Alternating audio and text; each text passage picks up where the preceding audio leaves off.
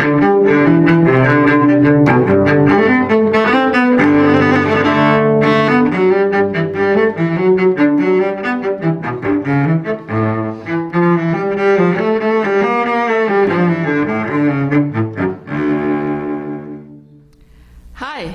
today's subject is sitting with the cello.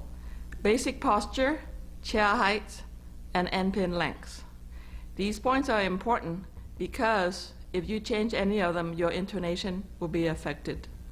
There are 3 contact points for the cello. The right upper part of the cello, next to the saddle end, always rests on the sternum. That means the cello sits above your breast. The left lower corner of the cello makes an indent on the left knee. Based on these 2 contact points, adjust your end pin, which has to be held securely on the ground.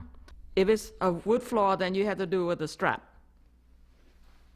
The chair height is very important in cello playing.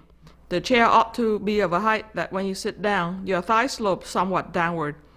That means your end pin should be additionally adjusted if you sit on a very tall chair or a very short chair. Your back should always be straight and slightly leaning forward. You also see very long end pins used by some players. The only time I think a long end pin should work is if you're a very tall person and you have to sit on a very tall chair in order for your legs to be sloped downward.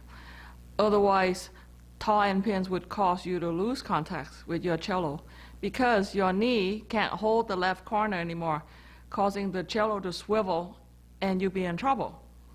Some people play with very long end pins, happen to be very tall people, like more than 6 feet tall.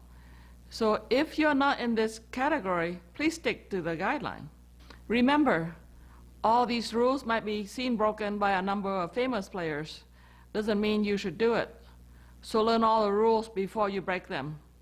Happy playing the cello!